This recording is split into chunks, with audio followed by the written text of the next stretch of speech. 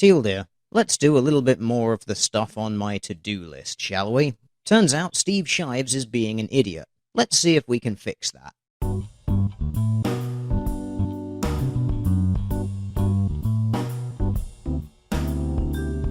Hey, here are 5 stupid things I've noticed about the men's rights movement. It's misogynistic. This is the one inescapable fact about the men's rights movement that makes it impossible for me to support. Are there legitimate issues raised by reasonable voices within the movement? Absolutely, and I'll talk about a few of those in a minute, but the movement itself is essentially misogynistic. Well, if you acknowledge that there are some very good points brought up by the movement, then I guess that makes you a misogynist. Seriously, quantify this doublethink for me. This thing over here is entirely, essentially misogynistic, and yet it has things about it which are not. Well, it sounds to me, then, almost as if the men's rights movement is not, therefore, inherently entirely misogynistic. So, in reality, your claim should be that the men's rights movement produces several very valid points from people who are not misogynists, but that the group suffers from some people who are misogynists associating themselves with the movement. Your level of logic would be like me taking an example of a radical feminist who wants to kill all men and saying that feminism is inherently entirely misandrist, based on that small sample. But I'm sure if I did that, you would leap at me and start shouting about how they are not true Scotsmen, and not judging a collective by the actions of a few individuals. But it's nice to see that you're totally okay with holding double standards, Steve, because we're going to see quite a lot of them coming up later. And it's not even that it's actively anti-woman, although some of it obviously is. Citation needed. Most of it isn't the misogyny of the wife-beater or the determined sexist. It's the blindness, the insensitivity of men who can't or won't look beyond their own interests. It's the senseless panic of men who view every feminist gain as a masculine loss.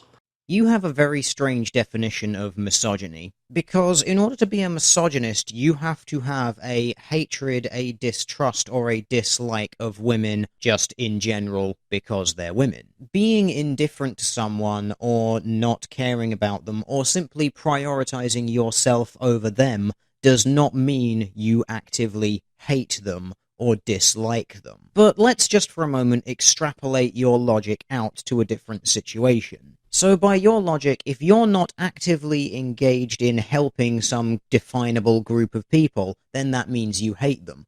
So, Steve, if you don't give money or time or help to, say, blind people, which I'm guessing you probably don't, then I suppose that means you hate all blind people because you are ableist scum, right? Or is it simply that you are indifferent to them because your interests and focus and time is taken up elsewhere? You actually have no ill will to this group of people, but you have no particular vested interest in them either.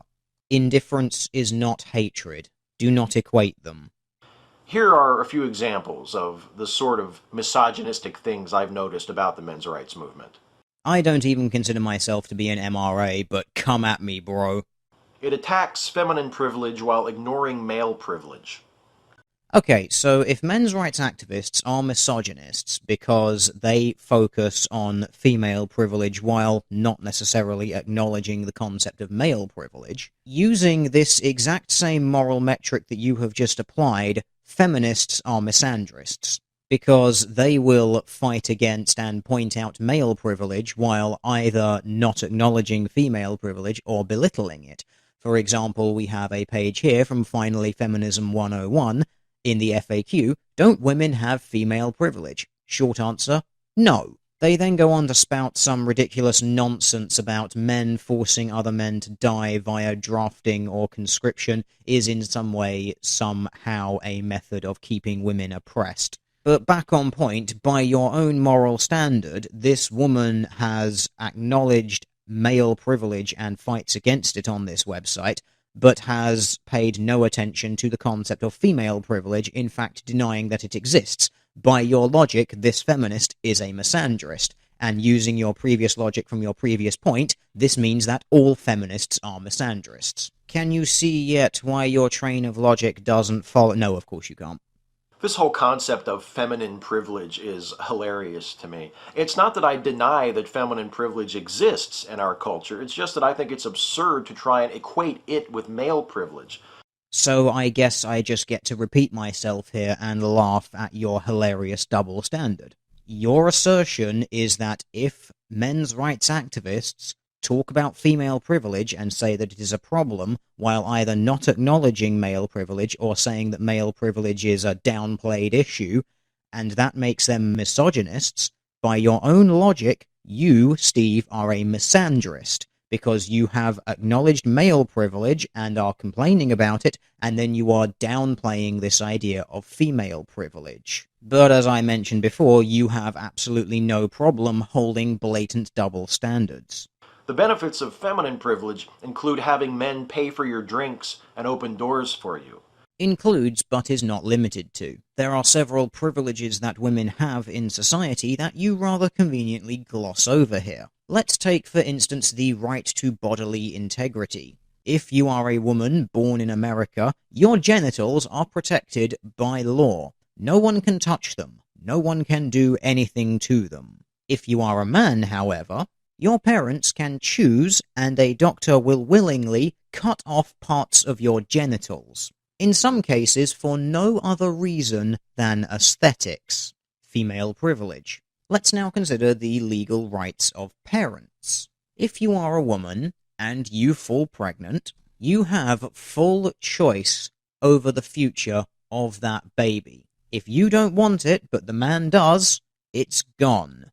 If you want it and he doesn't, it stays. Now that in itself isn't necessarily an issue. The problem comes after the birth of the child. A father has no means of legally opting out of parenthood, because all a woman has to do is name him as the father, and money will be forcefully extracted from him by the state. And if he refuses, he will go to prison. Now, if a woman gives birth to a child and she wants to opt out of parenthood, well, she can do that because she can just put the child up for adoption. No questions asked, with little or no legal involvement from the father, especially if the mother refuses to legally name him. Female privilege. And then, of course, there is the issue of the draft for countries which this applies to. As a woman, you have full legal rights to take part in the democratic process of your country without the burden of forced military contract. Female privilege. The list goes on, but I think I've made my point. The benefits of male privilege include getting to run the motherfucking world. Most men will never have anywhere near that level of power. You also fail to mention here that the world does have and has historically had thousands of female leaders. So good job marginalizing and belittling their achievements. So does this mean I also get to call you a misogynist as well as a misandrist? You're not doing very well here, Steve. I think I'd rather pay for my own drinks. Nothing's changed there, then. It seeks to minimize concern over domestic violence. Sure, violence against women is terrible, says the men's rights movement member, feigning half-assed interest in the issue he's about to try to undermine. But what about violence against men? You never hear about that. As though there's this silent epidemic of woman-on-man domestic abuse. Tell me, Steve, how is it minimizing the issue of domestic violence if you are pointing at the subject of domestic violence and saying more domestic violence is taking place than you think? Because to me, that sounds like maximizing the issue of domestic violence, not minimizing it. And you know what? Maybe there is. Well, because this is me doing the video, let's look at some numbers, and we'll see just what these rates of domestic violence look like between men and women. Not all that long ago, back in 2010, the CDC published the National Intimate Partner and Sexual Violence Survey, A very lengthy and exceptionally comprehensive breakdown of all manners of domestic violence and sexual assault violence and partner violence. If you like looking at numbers and statistics and doing a lot of maths, I do actually quite thoroughly recommend reading this. But for now, we're just going to skip on down to Chapter 4, Violence by an Intimate Partner, since that's the chapter that deals with the gender of the victim, and gives us the numbers that we need to work with. Now, let's quickly look at what exactly they define as violence, just so we know the definitions that we're working with. How NISVS measured intimate partner violence.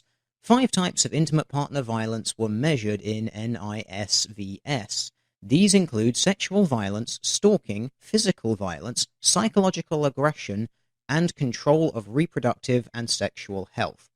Sexual violence includes rape, being made to penetrate someone else, sexual coercion, unwanted sexual contact, and non-contact unwanted sexual experiences.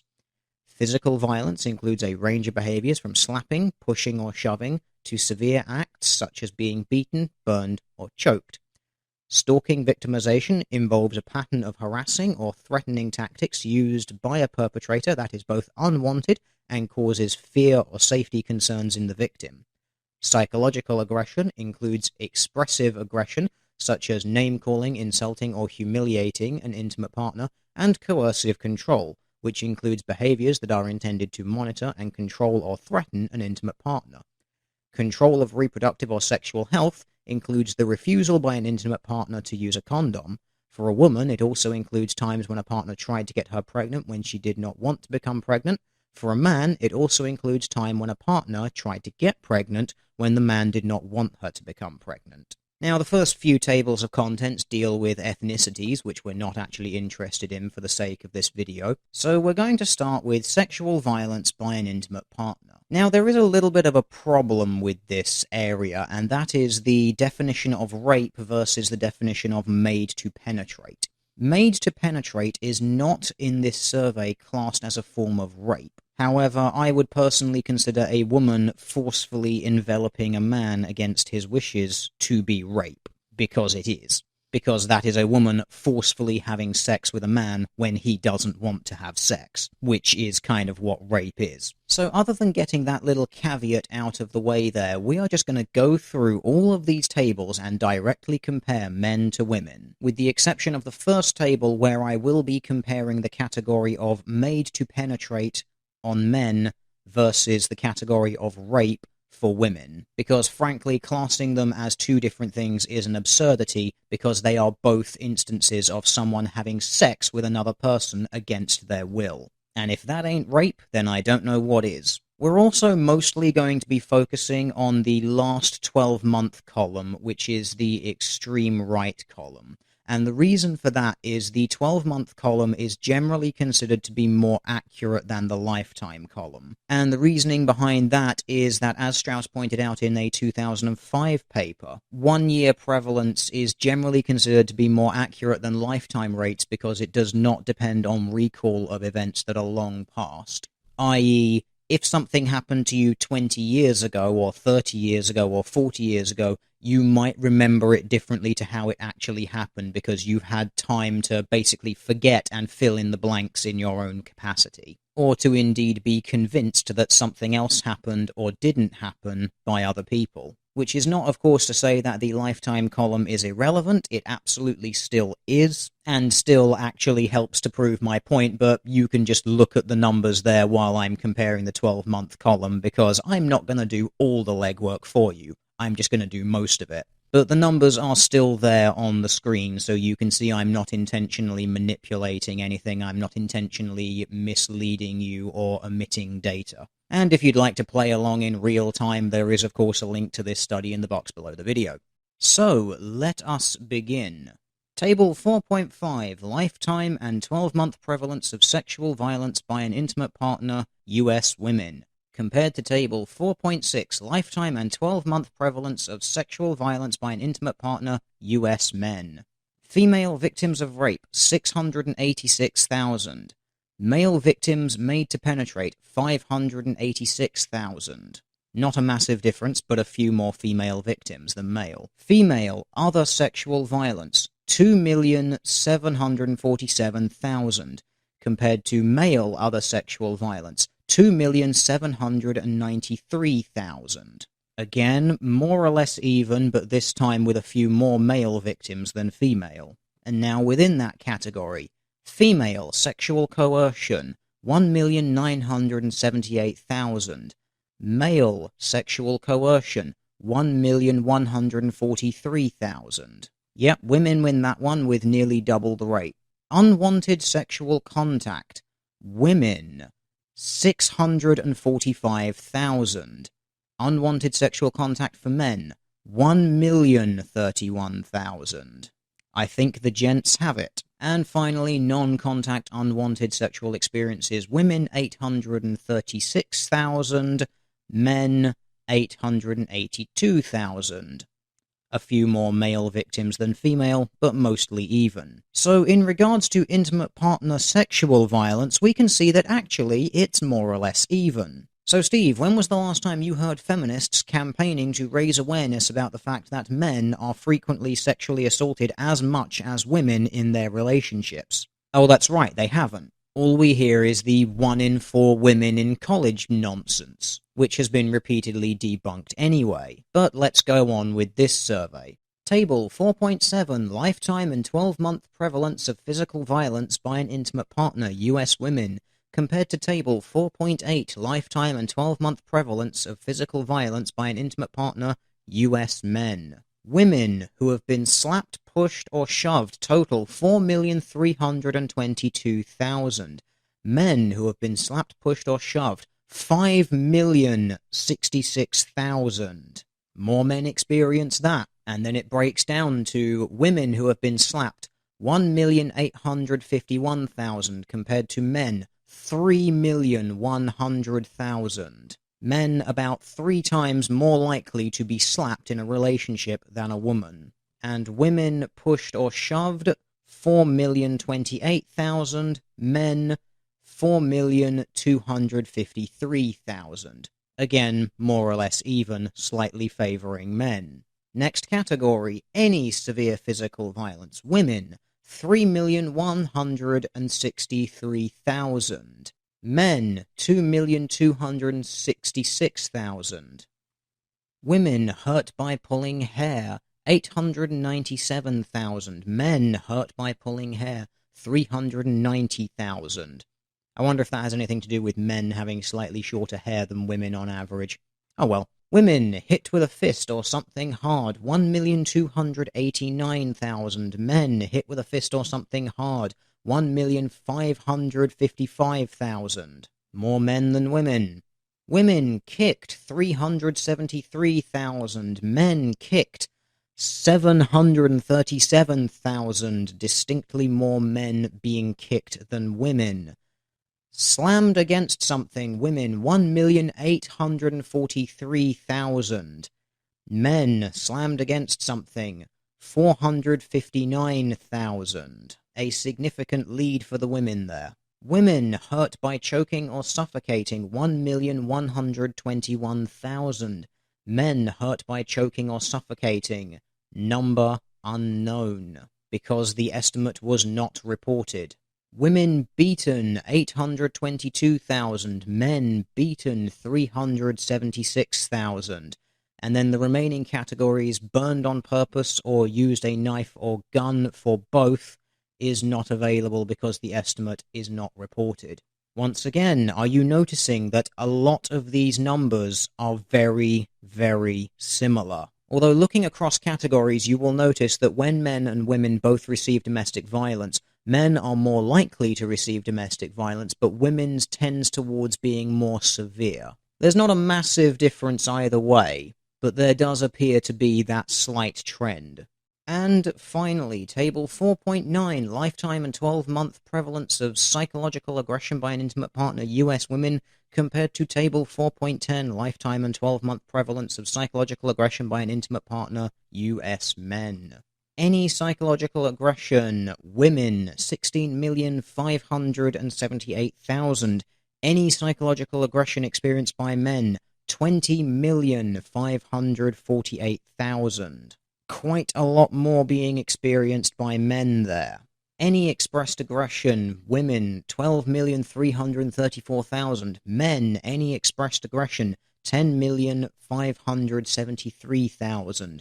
Women experience a little bit more of any type of expressed aggression. And finally, any coercive control experienced by women, 12,689,000. Any coercive control experienced by men, 17,253,000. Men distinctly more likely to experience coercive and controlling behavior there. So in this category, men pretty distinctly more frequently the victims than women, but still, in the overall scheme of things, it's pretty damn even. So let's convert all of this to a nice, easy-to-digest visual medium, shall we? There we go. And when you look at it like this, you will realize that actually men are more likely to experience domestic violence than women. Not by a huge margin, but they are. And how often do we hear about this, Steve? How many calls are there to open refuges for men who are the victims of domestic violence? How many refuges are there for men who are the victims of domestic violence? How many feminists, for all of their "we care about men's rights and issues too" speeches, do you hear talking about the fact that men are just as likely, if not more likely than women, to experience domestic violence? The answer to all of those questions is, of course, none. So now that you have all of the numbers, Steve, you tell me, is there a silent epidemic of domestic violence against men? Yes or no? And do please tell me how, by bringing all of this information to light, men's rights activists are minimizing the topic of domestic violence. Because it seems to me that the people who don't talk about this are the ones who minimize domestic violence. And which side isn't talking about it, Steve? And if so, that's a terrible thing. I don't support anyone beating up anyone as a general principle. Yes, I will take that bold stance. Oh, so brave. All we know for sure about woman-on-man domestic abuse is there are far, far fewer reported incidents of it than man-on-woman domestic abuse.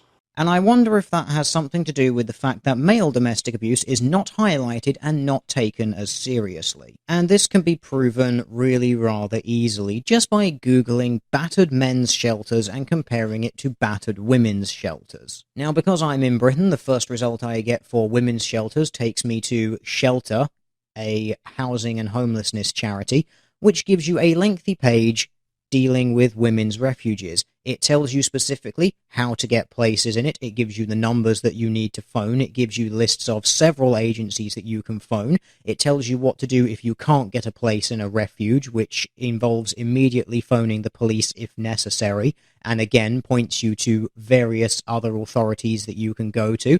It tells you who can stay in a women's refuge. Basically, it's there to tell you that if you have a boy who is over the age of 12 with you, they're probably not going to be allowed in.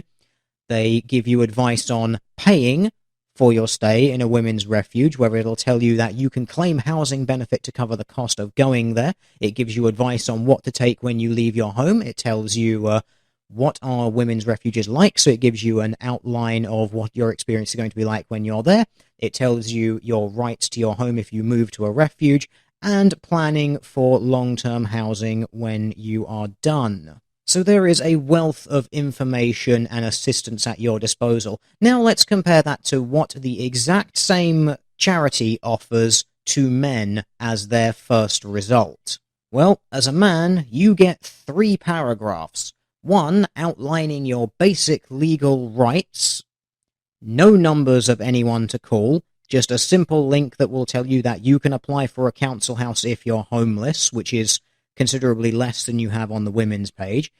If you require emergency housing, they simply direct you to the shelter's directory page, as opposed to giving you the exact number that you need to phone in order to get on their register immediately. And then there is a final paragraph about help and advice if you are experiencing abuse, which is just 3 helplines. As you can see, there is considerably less available at your disposal as a man who is experiencing domestic violence. Maybe, just maybe, this sort of discrepancy is why men are less likely to come forward when they are the victims of domestic violence.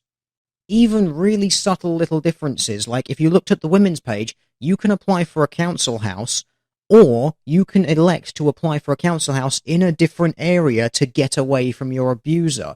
Whereas for a man, it was simply, you just declare yourself homeless and get on the council house registry. No option of moving area, you're still in the same area, they'll just put you up in a different place nearby. Subtle little double standards, but there is a fuck ton of them on those pages. And this is what happens when you disproportionately pay attention to one gender more than the other, even when the issue affecting them is the same. And if there really is this epidemic, if wives really are beating up their husbands as often as many within the men's rights movement suggest, why aren't more of these husbands coming forward to report these crimes? Victim blaming at its finest. If this was a scenario about women being raped, you would not dare to say, why don't women simply come forward when they've been raped? You would not even think about trying to broach that as a topic, and yet here you are. Could it possibly be because of the same misogynistic macho bullshit that created the men's rights movement in the first place? That these husbands don't want to come forward and report their wives because they feel like getting beaten up by a woman makes them less of a man? Because they're not supposed to beat us up. It's supposed to be the other way around, right? I'm not sure I actually have words for your stupidity right now. Men don't want to come forward and confess to being abused by women because they hate women. What fucking planet are you on, you fuckwit? If we lived in a society that genuinely hated women and wanted to oppress and punish women, if a woman dared lay a hand on a man, you would expect her to be beaten down and dragged to a jail cell to never see the light of day ever again. And yet that doesn't happen. You know, I'm just going to stick a short clip in here regarding domestic violence and domestic violence law, featuring Erin Pitsey, because I think it covers this topic pretty damn well. People suspected of domestic violence could be banned from their own homes for up to a month, even if there's not enough evidence to charge them. The government is planning to give police power to stop them having any contact with their alleged victim for 48 hours. Courts would then be able to extend the order for up to 28 days. A pilot scheme will start next summer. The police and other agencies will be in touch with that victim daily if necessary, making sure she's safe and well. Making sure she is safe and well. Because the narrative that all men are by default abusers is so fucking strong that this is where we've come. We are just going to by default remove men from their homes because they are guilty until proven innocent. So this legislation has teeth. It will enable the police to make arrests for people who act in breach of these orders and go back to the address, possibly causing more risk and more abuse. We need to look at a therapeutic approach to domestic violence, because it's not what we generally think, which is patriarchy, what all men do to all women. Majority of men do not lift a finger to women. What this is, it's a learned pattern of childhood. If you're born and raised in a violent family, this is how you know to behave, whether it's boys or girls. So the suggestions that 1 in 4 women at some time in their life will be a victim of domestic violence, you don't what Theresa May is not saying to that. Is 1 in 4 women and 1 in 6 men. These are figures. 2 women die every week. So they need to be separated for but 1 both woman, parties. 1 man dies. Well, what we need to do is to come into the home where there is domestic violence with a therapeutic approach to both sides. Because, you know, you all weep over baby P, but when he grows up to be a monster, you're going to hate him. But in the first instance, both sides need to be separated.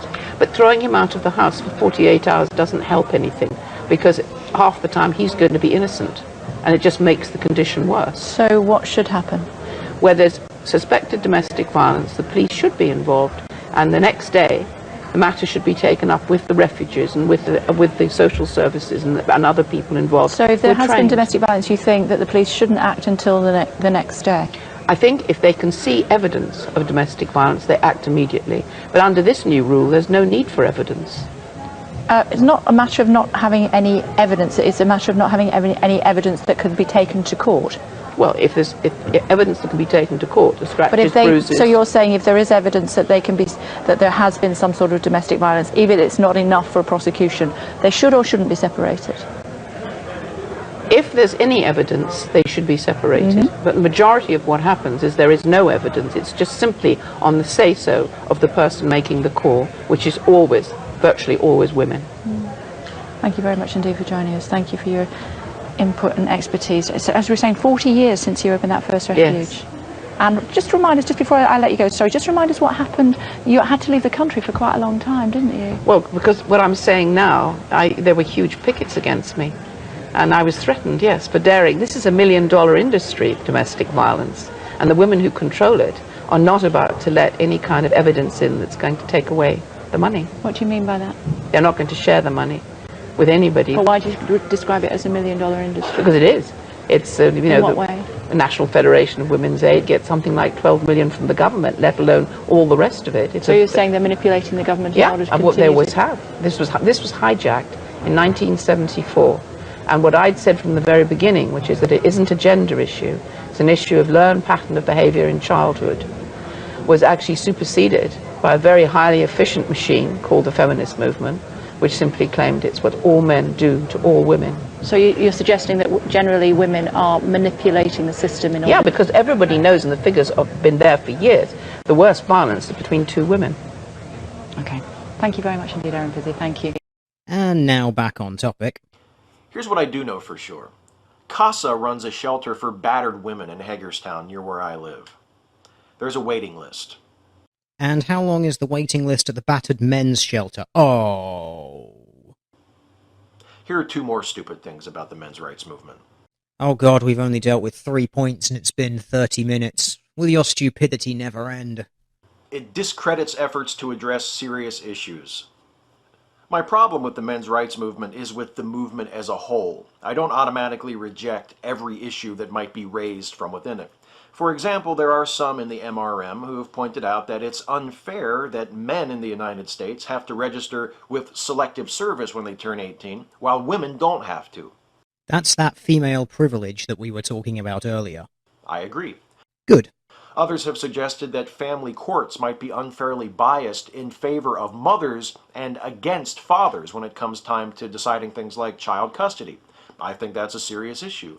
And you have feminists to thank for it, since they were instrumental in pushing the tender years doctrine into law. But now there are certain groups of feminists who don't like the fact that child custody basically defaults to the mother, and they start shouting about how this is a patriarchal, oppressive network designed to oppress women, by making the assumption that they are naturally better caregivers. There's a wonderful little chant for events like this.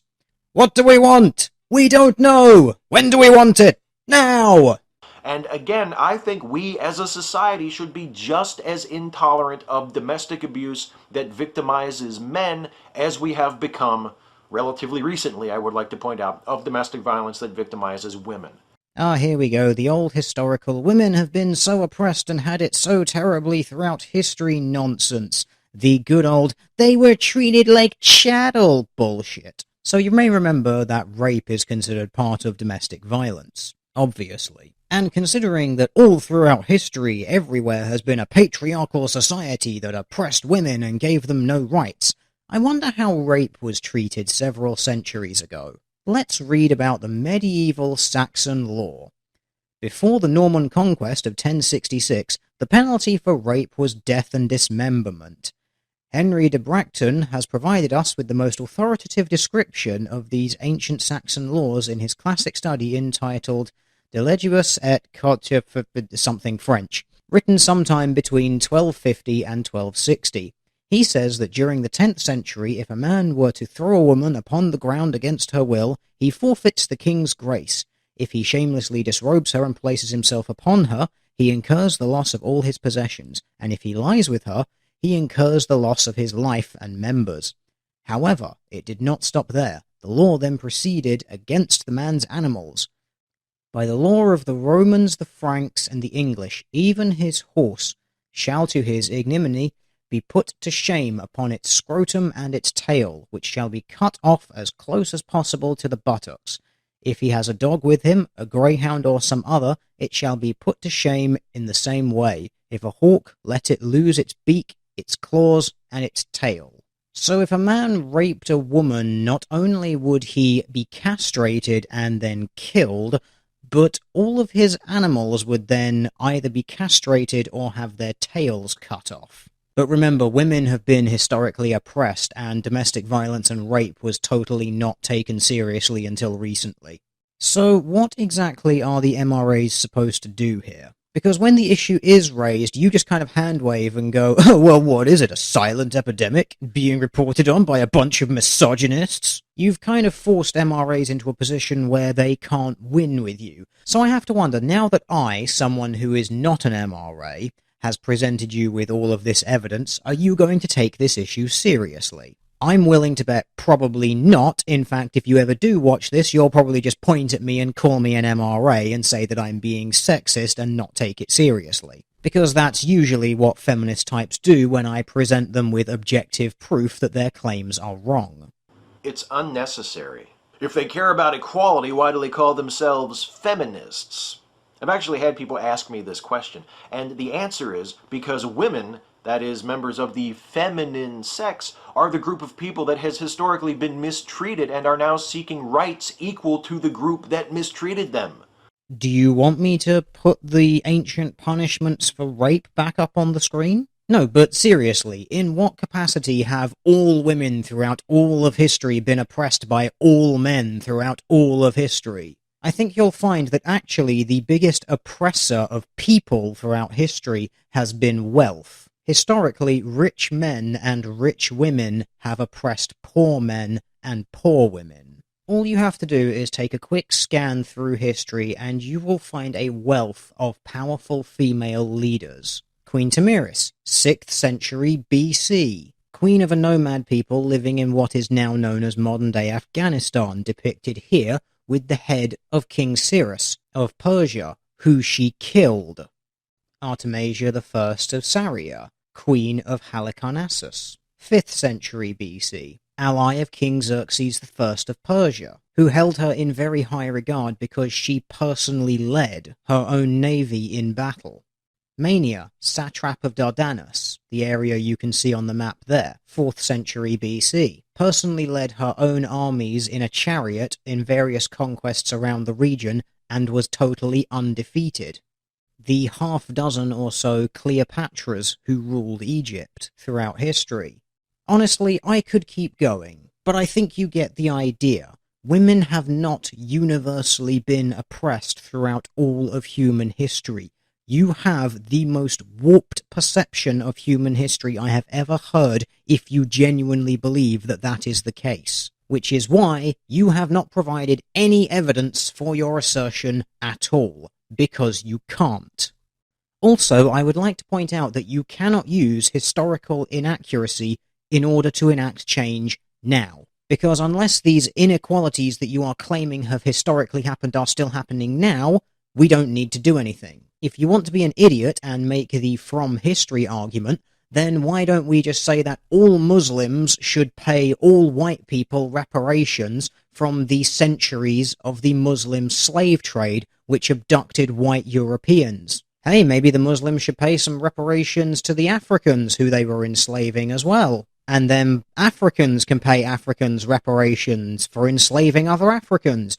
And then white people can pay Africans reparations for enslaving Africans. And then Africans can pay white people reparations for ending the slave trade. Where does this from history bullshit end? Because if you keep going back, someone, somewhere, has always suffered some sort of injustice. But you can never generalize it to an entire population. So where does this cutoff point come? Feminism is still necessary because women are still treated unequally in our culture relative to men. I agree. As we covered earlier, women have the right to their genital integrity from the day they're born, whereas men do not. Women are by default protected from military conscription. Men are not. Women can expect lower entrance criteria for jobs, which they can still fail and get the jobs, and so on and so forth. the men's rights movement is unnecessary and ridiculous because we, that is, those of us with penises, dominate business, government, religion, you name it. And we always have. We've never had to face what women have to face. And what is stopping women from taking these jobs? The answer is nothing. There is no barrier to entry outside of personal choice, which is why women can and do get into these sorts of positions. Being paid less. No, I and so many other people have debunked this wage gap myth so many times. I'm not doing it again. This video is already long enough. But I will feature relevant links in the box below this video. Offered fewer opportunities, punished for our personal ambition and assertiveness, being treated as less capable just because of what sex we are. Offered fewer opportunities but are twice as likely as men to be hired in the STEM field, and outnumber men in higher education yet still have affirmative action programs to get them there. Speaking of affirmative action programs, isn't that kind of the thing that implies that they're less capable than men because they need the extra leg up? Maybe we should just scrap those sexist things. And barring some unforeseen and overwhelming victory by radical feminism, we never will. The men's rights movement isn't about gender equality, it's about tipping the inequality even more in the favor of men. The previous 40-something minutes of evidence to the contrary. So fuck it. The hardest part is only picking 5. Catch you next time. No, the hardest part was me actually finishing this video rather than just binning it out of frustration at your goddamn stupidity. Maybe you should try bringing some evidence for your assertions in the next 5 points you make. And don't worry, there will be the next 5.